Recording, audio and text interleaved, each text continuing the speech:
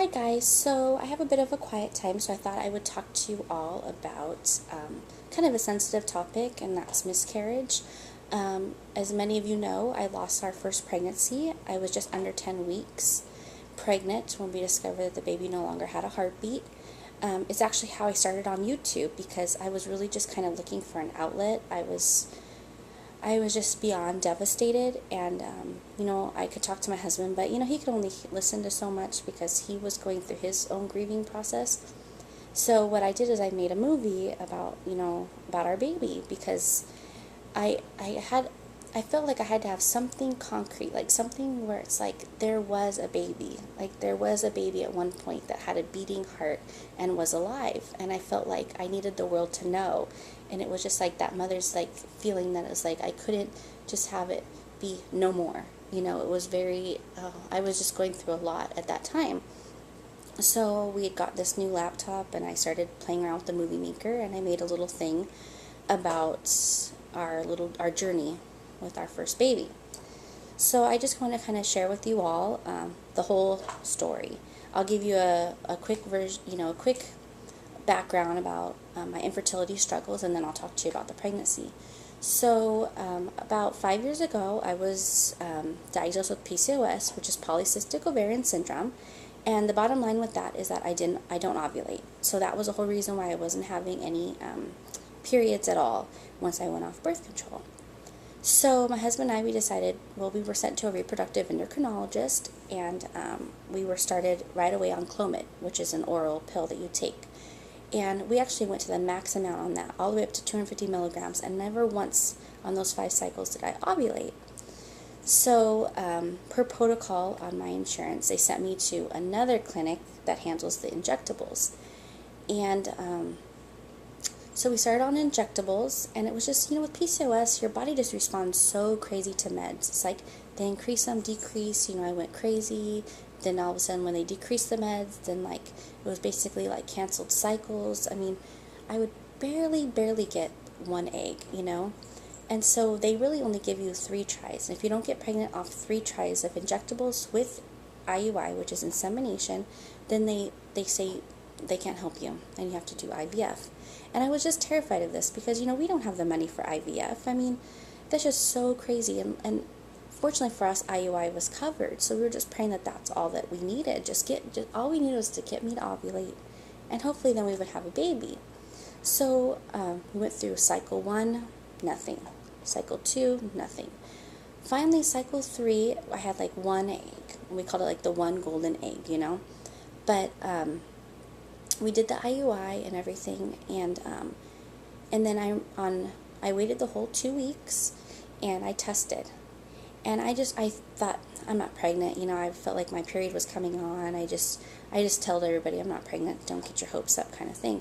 But still, I took the test. Right on that 14th day, it was April 9th of 2008, 9. Anyways, I just remember it's April 9th. And I left it up on the counter in the bathroom. I'm like, oh, forget it, I just took it just because I'm supposed to take it, Well, the time passed and I kind of forgot about it, but then I went in the bathroom and I went to throw it away, and I saw a faint second line, and I'm like, wait a minute, am I hallucinating here? Because I've never seen another line in that area. I mean, I didn't even know that those pregnancy tests work really, because I had taken so many and never once had a positive.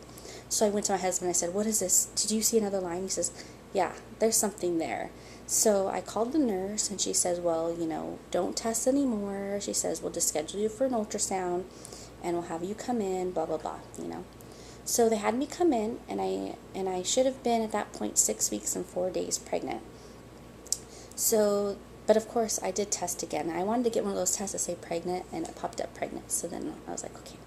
So when we went in for the ultrasound, they do the internal ultrasound, and we saw the gestational sac right away, and we saw our tiny little baby, and it looked like a little grain of rice. And she's like, do you see that? And we saw it right away, like the little flicker of a heartbeat. And I'm telling you, that was probably the best day of our lives. Ultimately, the best day. I'll never forget that day with my husband. It was just awesome. And they're like, but, the baby's measuring a bit small, and they're measuring the baby at 5 weeks, 6 days. So about a week behind, but they were like, well, it's right on that cusp of being okay. Because, we do have a heartbeat. I think the heart rate was 120 beats per minute, which was like right on target for the 5 weeks, 6 days. So, my doctor wasn't there, of course. It was this other doctor, and he was like, well, yeah, should be okay. But he doesn't really know my case. So, they said, well, since the baby has a heartbeat, we're going to release you, and we'll release you right to the OB. And I was like, okay, it was a real exciting day. We made the appointment with the OB and everything. And then the way my insurance company works is that we go first for just where you just fill out all the paperwork for the hospital, and we filled that all out, and I was around 8 weeks at that time. But they wouldn't do another ultrasound because I'd already had that previous ultrasound. And I was like, are you sure? I said, please. I said, I'm just so worried because we did infertility treatments and blah blah blah. And the lady was like, you know what, you should just be happy that you're pregnant. I mean, she was so rude. I was like, fine, I'll just wait. Then I think it was the following week for my ultrasound with my OB. So, we wait, and the pregnancy seemed to be progressing perfectly normally. I wasn't having any bleeding, normal cramping, because your uterus is stretching. I had all this, I was throwing up, I had morning sickness, I had all-day sickness, actually. So, they always tell you, if you have sickness, it means that pregnancy's going well, it means that your hormones are increasing properly and all that. So I thought everything was fine. So we get to our first appointment, we're like, oh, look at us, we're finally the normal patients, I got to get the little bag with the little pea cup, and I felt like all the other ladies, I'd never been like that before. So, they take us in, and it was actually with the midwife, the first appointment, and she does the pelvic exam, and everything seems fine. And so she takes us into this other room to do the ultrasound, and we're just so excited. I was joking. I said, oh, I hope the baby will cooperate. I said I had a talking to with the baby, and I drank a little bit of orange juice to try to make sure that the baby was active and all that. So even my husband, he had the video camera all ready, and I asked the midwife, is it okay if we videotape? She says, yeah, no problem. She said, just, let me just see everything first, and then he can start taping. And so we're like, okay, fine, So my husband's at the end, and he's got the video camera, and I knew he was already taping, even though she said not to. He was pretending like he wasn't, And she starts searching. And it's just in my heart of hearts, I knew something wasn't right. And I looked at her, and I said, something's not right. And she says, I can't find a heartbeat. And I just right then and there, I'm laying on the table, and I just remember saying, no. And it's been almost 2 years. We're coming up on the anniversary, and it's still emotional for me. I just remember going, no. I said, this can't be. I said, we worked too hard for this baby. It has to be fine. And she said, let me go get the doctor, and I'll have him take a look. And I said, okay, she says, to see if I'm wrong. And I said, have you ever been wrong? She says, no. And so she turned the screen so I could see the baby, and the baby looked perfect, we could see the little face, we could see the little arms, we could see the little legs, everything, but baby was perfectly still. And I knew, I'd seen other ultrasound, on I would search on YouTube to see where I was at in the pregnancy, and there was no flicking heart, the baby wasn't moving at all. So I already knew. When I'm laying there frantically on the table, and I'm trying to call family, because I just need everybody to pray. I just needed everybody. I was trying to know, no one could find anybody, and people were brothers were in meetings and all this kind of stuff, and I was just freaking out. And poor Michael at that time, he was just in the corner, and it's the video camera was forgotten in his hand, and it's he kept saying, Amber, they could be wrong, and I'm like, no, I know this, they're not wrong. So the OB comes in, and he takes a look, and he was like, yeah, he says, the baby's gone. And I just was and I remember just saying, can I have a picture? Can I have a picture? And they're like, yeah, we'll give you a picture. So they printed out a picture. And then he says, what do you want to do? Your options are these, I could either wait it out and see if my body recognized it and then have a natural miscarriage. He says, but he wouldn't let me go longer than a week because of infection. Or I could take a pill to start the contractions and then have a miscarriage at home. But then possibly I could have remaining pieces of placenta or something, and I'd have to have a DNC. And then he said, or I could just have a DNC. And I said, well, I just need to really think about it. I don't know what to do. And I went home, and I was just so terrified. I didn't want to start bleeding on my own. I didn't want to see anything. I was just so afraid to see anything. He kept telling me, oh, you won't see much. It's so tiny still, like the size of a grape.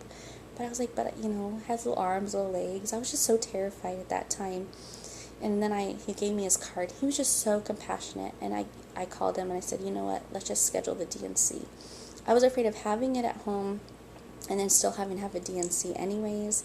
And also, I couldn't just take all that time off from work. It's like I just needed it done, And I just felt like at the time that was the best thing I could do. And so we scheduled it, and my husband had to go to work on I think that was a Wednesday. On Thursday. So Thursday I stayed with a couple family members because I was afraid to be alone. I was afraid it would happen on its own because they had me stop the progesterone suppositories. And I was cramping a lot, and I was just worried that I was going to start bleeding. But I didn't. I kept praying, please God, let me just wait till Friday.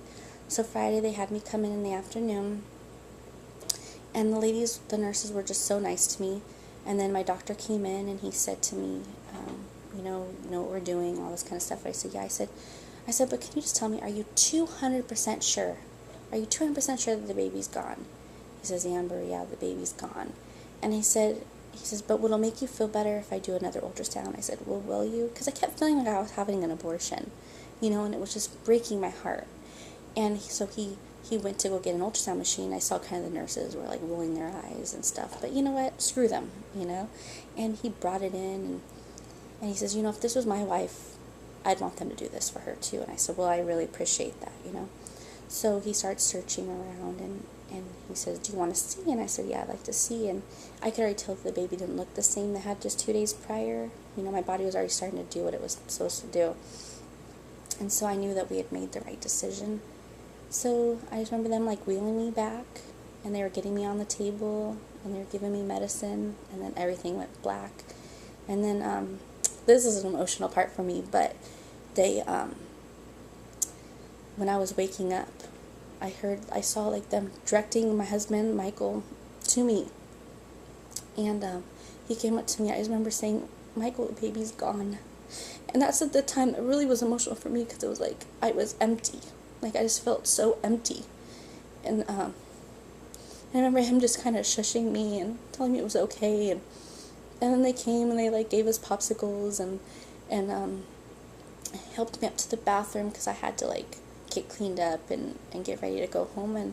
And he came in with me, and I just remember seeing his face, because he was I was such in a daze, and he was cleaning me, and it's that's when you know it's true love, because he was just sitting there, and he in front of me, and he was helping clean me, and he was helping me put a pad on.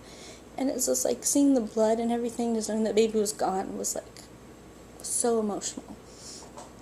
And yeah, and so we called, it was just hard because it was Labor Day weekend, and then a friend announced she was pregnant, and I was just such a mess, and we didn't have a lot of support from family. Some family had said they don't know why we were so upset, because it wasn't really a baby anyways. And I was 9 weeks and 5 days. I was almost 10 weeks. So to me, regardless, it was a baby. It was a baby we already loved. And they tell you once you see the heartbeat that everything is fine, and your chances of miscarriage go way down. But I guess that wasn't the case for us.